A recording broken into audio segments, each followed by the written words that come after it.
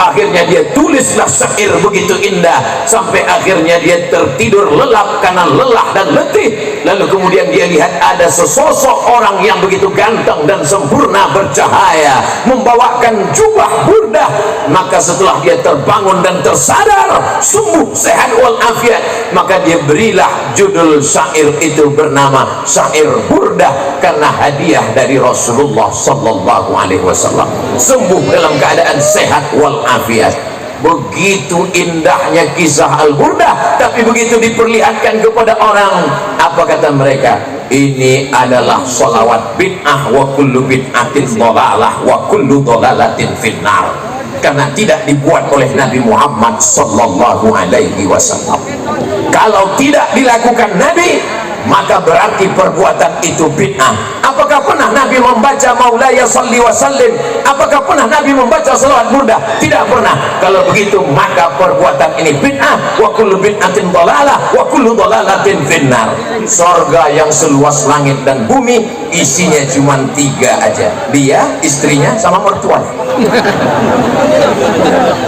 Berbahaya kalau kita tidak kembali kepada kitab kuning. Baca Sahih Bukhari, baca syarahnya yang ditulis oleh Al-Hafiz Ibnu Hajar Al-Asqalani, Fathul Bari namanya. Ditambah lagi Imam Al-Qasqalani, ditambah lagi Imam Badruddin Al-Aini. Saya baca Sahih Muslim, Pak Ustaz, kamu nggak paham. Baca syarah penjelasannya, ditulis oleh Imam An-Nawawi dalam kitab Al-Minhaj, syarah Sahih Muslim Ibn Al-Hajjaj. Saya baca kitab Muwatta Malik, Pak Ustaz, kamu nggak ngerti. Nanti kamu akan katakan dalam kitab Muwatta Malik ini hadisnya dhaif semua, sanadnya putus semua, ini balaghat, ini munqati'at, ini maqtu'at. Padahal sesungguhnya sanad-sanadnya sudah disambungkan oleh Imam Ibnu Abdul Bar dalam kitab At-Tamhid lima fil Muwatta minal ma'ani wal asanid. Saya membaca kitab Sunan Tirmidzi, Pak Ustaz, baca syarahnya Tuhfatul Ahwadi. Saya baca Sunan Abi Daud, Pak Ustaz, baca syarahnya Aunul Ma'bud dan syarah yang lain. Saya baca kitab Sunan Ibnu Majah, Pak Ustaz, baca syarahnya Hasyiah As-Sindi. Saya baca Musnad Ahmad bin Hanbal, Pak Ustaz, baca penjelasan ta'liqat wa syuruhat wa tahqiqat yang ditulis oleh para ulama. Semua penjelasan itu dalam kitab kuning, walaupun warnanya. Jadi pintu masuknya gimana, Pak Ustadz? Kita masuk hotel, ada kolam renang, ada tempat minum, ada tempat sarapan, ada kamar, ada tempat olahraga, tapi satu kunci pintu masuknya adalah bahasa Arab, dan bahasa Arab kuncinya adalah nahwu, sharaf, balaghah, ma'ani, bayan. Insya Allah itulah yang dipelajari selama 227 tahun, selamat dari perpecahan, insya Allah. Jadi kalau umat ini mau selamat, tidak ada jalan lain.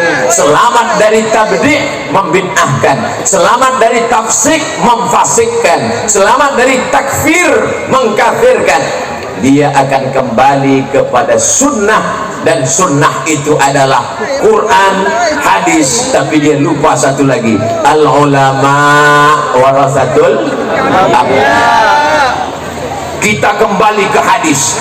Hadis itu apa? Ma udhifa ila Nabi sallallahu alaihi wasallam min qaulin aw fi'lin aw taqririn aw sifati khalqiyatin wa khuluqiyatin min ba'di bi'tsatihi ila wafatihi sallallahu alaihi wasallam.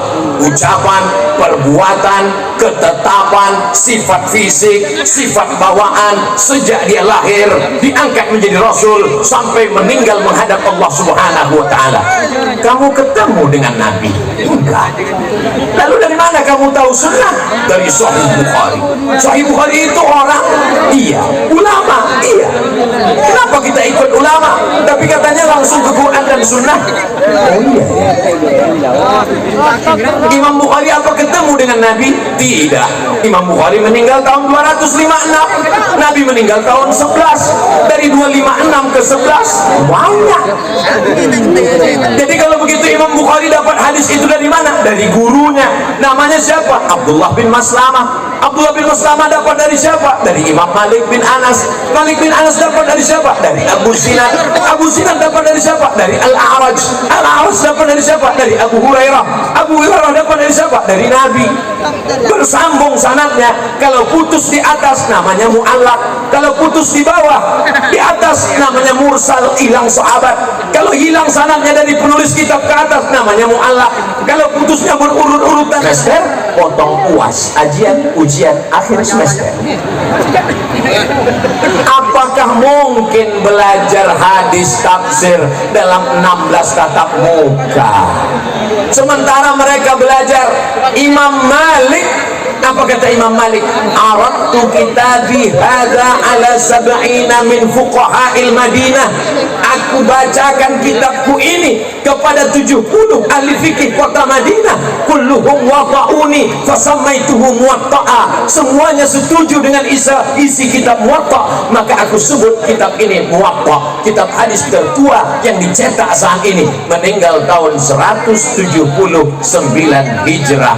Catatan penting dari Imam Malik ke guru-gurunya bersambung sampai ke Nabi SAW. Al-isnad minad din. Sanad adalah mengambil sanad ilmu kamu dari siapa. Orang sekarang kalau ditanya, kamu belajar dari siapa? Dari guru saya. Siapa guru kamu? Syekh YouTube. Nama lengkapnya siapa? Tabayatun YouTube. Belajar di YouTube nggak apa-apa kalau gurunya ada. Sebenarnya jamaah yang hadir hari ini, mereka cuma memastikan apakah Abdul Somad itu ada. Tadi di rumah Kiai ketemu dengan beberapa adik-adik, ketemu ini Abdul Somad yang selalu kuliah di YouTube. Memangnya ada orang di YouTube itu nggak ada di alam nyata? Ada. Anak saya selalu ngelihat dia, saya selalu ngelihat dia. Pas saya datang ke kampungnya dia nggak ada. Siapa itu? Upin Ipin. Memang tidak ditulis di atas kertas. Al-Quran ditulis di pelepah korma, di tulang onta, di batu yang ceper. Masya Allah, langsung kertas datang. Kertas barang mewah dari Tiongkok. Mereka membuat bubur yang terbuat dari bambu, karena negeri itu disebut dengan negeri tirai.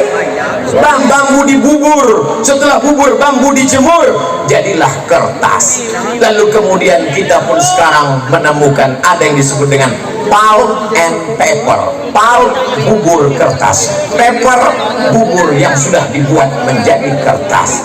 Kertasnya kenapa warnanya kuning? Karena terbuat dari ubi yang murah. Kertas yang mahal, yang punya uang adalah orang Eropa dan Amerika. Ini termasuk kertas yang mahal. Kenapa? Karena litar tintanya dan apa yang terjadi ketika kertas tidak ada? Mereka menulis Quran di pelepah korma, di tulang onta.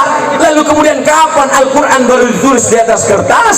Ketika 70 penghafal Quran meninggal dunia memerangi seorang nabi palsu bernama Musailamah Al-Kadzab. Nama kampungnya Yamamah, nama orangnya Musailamah, nama kampungnya Yamamah. Karena mikrofonnya kurang jelas, jamaah pulang ke rumah cerita nama nabi palsunya Yamamah, nama kampungnya Musailamah.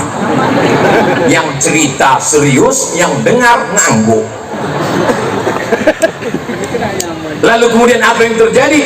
Ketika itu Sayyidina Umar Ibn Khattab mengatakan, wahai khalifata Rasulillah, ini 70 penghafal Quran sudah meninggal dunia. Aku khawatir kalau penghafal Quran ini meninggal, Quran akan hilang. Kalau begitu kita mesti membukukan Al-Quran. Apa kata Abu Bakar Siddiq? Aku takut membukukan Al-Quran karena Nabi tidak pernah melakukannya, Nabi tidak pernah memerintahkannya. Sampai Allah melembutkan hati Abu Bakar Siddiq, akhirnya dia setuju karena khawatir Quran akan hilang, maka disusunlah tim